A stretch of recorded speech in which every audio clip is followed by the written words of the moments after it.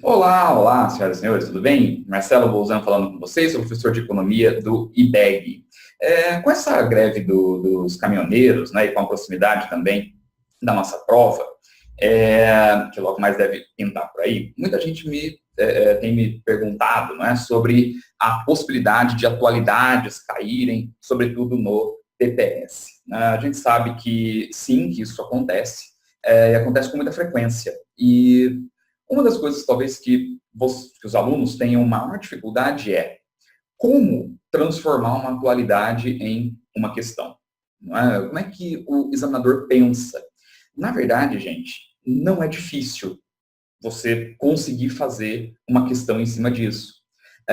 E mais do que isso, é fundamental que vocês aprendam a pensar como o examinador. Como é que você faz isso? O primeiro passo para você fazer, construir uma questão, é conhecer muito bem o edital. Por quê? Porque de acordo com o acontecimento, você consegue identificar plenamente ou facilmente aquilo que está no edital e que pode gerar uma questão em cima daquele acontecimento. Nós temos um acontecimento importantíssimo, que é a greve dos caminhoneiros, e tem um ponto do edital ali, na verdade tem vários, mas tem um que salta aos olhos, que fosse eu o examinador, certamente faria uma questão. Aliás, antes da greve dos caminhoneiros, para uma prova que foi a da ABIN há pouquíssimo tempo agora, os caras fizeram uma questão sobre essa matéria, né? A visão ricardiana da dívida, né, a equivalência ricardiana, e a contraposição da visão ricardiana à visão clássica, né, a visão tradicional do endividamento público, né, a visão keynesiana, né, sobre o endividamento público. E isso é muito interessante, quer dizer, dá para você brincar um pouco com esses acontecimentos. Eu preparei aqui uma brincadeira que, na verdade, é muito mais uma provocação para mostrar aqui para vocês. Veja só, eu vou compartilhar minha tela. Uma coisa interessante, né, é que eles montaram essa questão na ABIN de uma forma bem simples. Pegaram a essência da estrutura do pensamento do Ricardo, né, sobre a questão do endividamento. Veja como é que ficou aí a questão. Eles dão um texto, não é, sobre o Banco Central, não é tão relevante para nós. De qualquer modo, veja o que ele coloca na assertiva. Né? Sabe-se que, ao buscar o financiamento de seus gastos por meio de empréstimos, o governo apenas adia o aumento de impostos para o momento futuro. A tese da equivalência ricardiana defende que consumidores e contribuintes se anteciparão ao aumento futuro de impostos, aumentando seu nível de poupança por intermédio, por exemplo, da aquisição de títulos da dívida pública. É muito economês, né, uma linguagem bastante técnica, mas para dizer uma coisa muito simples e que foi uma sacada, né, desses caras que perceberam essa ocorrência pela primeira vez e questionaram os postulados tradicionais. Veja, eles estão dizendo, bom, se o governo está se financiando por meio de uma dívida pública, está contraindo dívida, ou seja, vendendo títulos, não é? Por exemplo, vendendo títulos para conseguir dinheiro para financiar a sua operação, ok? Os keynesianos, a visão tradicional sobre essa dívida, diria, olha, se o governo se endivida, é porque ele está gastando. E o ato de se gastar inicia um processo de multiplicação econômica, que é o multiplicador keynesiano, que vai fazer a renda se amplificar, e esta amplificação da renda, naturalmente, traz maior consumo, maior investimento e melhoria da qualidade de vida da população. Esse é o pensamento tradicional sobre endividamento. Não é? O problema é que a visão ricardiana, ela se contrapõe a isso, porque ela diz não. Veja, você parte do pressuposto de que as pessoas são racionais e têm ideia do que está realmente acontecendo no sistema. Logo, quando o governo gasta muito, se financia por dívida, ao invés de aumentar a tributação, ele se financia por dívida, o que acontece é que a população percebe, peraí, esse cara está se endividando agora, mas ele vai ter que pagar o endividamento mais para frente.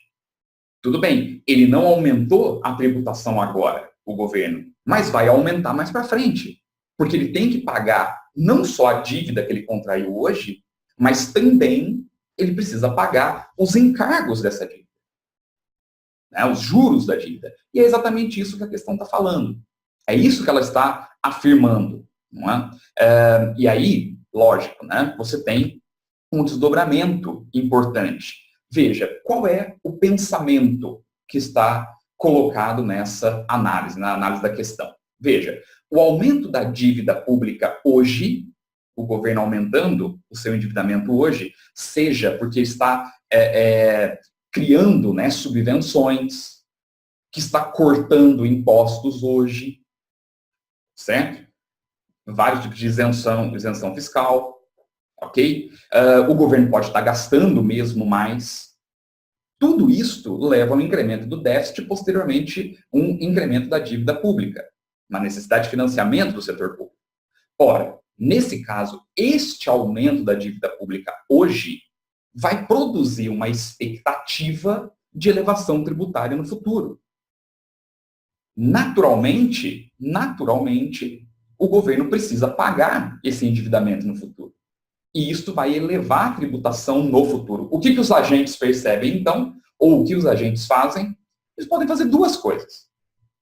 Ou esses caras vão parar de gastar o dinheiro, eles guardam o seu dinheiro hoje, porque sabem que amanhã o tributo vai aumentar, então você poupa, você segura, você não gasta, você deixa o dinheiro em uma aplicação qualquer, uma aplicação privada qualquer. No nosso caso, por exemplo, pode ser a poupança, que é uma aplicação, não é? Pode ser um CDB. Na verdade, você vai deixar o dinheiro ali em algum fundo. Não vai consumir. O consumo não será elevado nesse pensamento. E nem a qualidade de vida da população vai melhorar. Por quê? Porque sabe-se que no futuro essa tributação tende a ser elevada. E você vai precisar de dinheiro para pagar a tributação futura. Então a população ela age racionalmente. Isso é uma primeira forma de pensar. Uma segunda forma de pensar é, ora, já que eu vou ter que poupar dinheiro, eu, agente privado, vou ter que poupar dinheiro porque eu sei que no futuro vou ser tributado, ou vou pagar caro por esse desequilíbrio governamental atual, eu posso comprar títulos da dívida pública. O governo não está se endividando, não está vendendo títulos? Ora, eu, agente privado, posso comprar a dívida pública. Isso aumenta a poupança privada. Quando eu compro a dívida pública, significa que eu não estou gastando o dinheiro com consumo. Significa que eu não estou tendo uma melhoria nas condições de vida no país, na economia, para a população. Certo? Então, veja, isso aqui entra numa relação intertemporal, né? Na verdade, você adianta aquilo que, você antecipa, melhor dizendo, aquilo que o governo vai fazer. Quando você volta à questão, veja só, tendo como referência esse fragmento de texto, julgue o item a seguir relativo ao Banco Central. Sabe-se que, ao buscar o financiamento de seus gastos por meio de empréstimo, endividamento público, o governo apenas adia o aumento de impostos para um momento futuro. Pronto.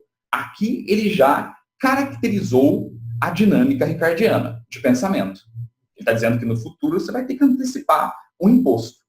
A tese da equivalência ricardiana defende que consumidores e contribuintes, o consumidor é um contribuinte, né? Que consumidores e contribuintes se anteciparão ao futuro, ao aumento futuro de impostos, aumentando o seu nível de poupança. Porque sabem que no futuro serão tributados, e aumentando o seu nível de poupança, porque, né, eles podem, por exemplo, comprar título da dívida pública, que, aliás, faz com que a taxa de juros não seja alterada. Está trocando uma dívida privada por uma dívida pública e uma dívida privada.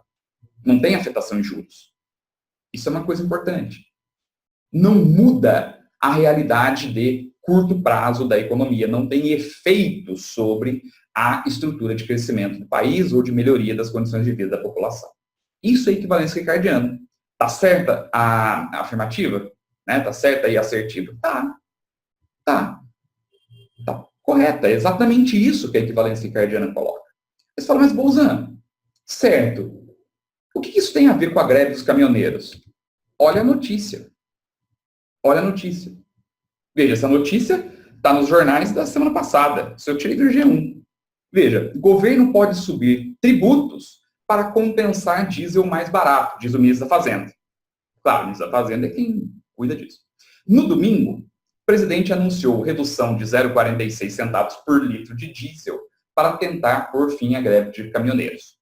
Né? Barateamento virá de hoje subvenção e corte da CID do PIS/COFINS. Ou seja, hoje o governo está, né, reduzindo a sua receita, CID combustível e PIS e COFINS, e outras subvenções, uma porrada, acho que são 14, né, medidas que o governo anunciou. Bom, isso vai ser uma tentativa de desonerar a tributação atual. O governo vai converter isso em dívidas, no valor de 14 bilhões do orçamento. Ele vai comprometer 14 bilhões para conseguir, né, por fim, a greve e desonerar o sistema para que possa compensar o valor aí do diesel. Agora, tem uma informação interessante nessa questão, nessa notícia.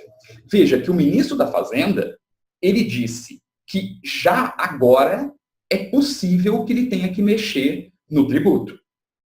Então, já pode ter um aumento tributário agora. A pergunta que fica é, esse aumento tributário vai ser só agora? Pela equivalência ricardiana, você já sabe que não. Que a subvenção e o corte, né, de alguns tipos de aparato de arrecadação, evidentemente serão compensados por uma tributação futura ou por rolagem de dívida. Mas fato é, não é, que você vai ter uma movimentação. Ah, mas o governo pode mexer no orçamento. Ele pode, ele vai tentar fazer isso. Né? Ele pode tentar fazer isso. Mas é muito provável que você tenha um impacto tributário, não só agora, como já foi anunciado aí, mas certamente um impacto futuro. Ora, nesse momento, os agentes já começam a antecipar. Vocês que conhecem a economia já sabem, né? É um momento, talvez, de poupança. Certo? Essa é a realidade. Veja, por uma notícia dessa, você pode fazer uma questão como aquela que foi feita há 2, 3 meses.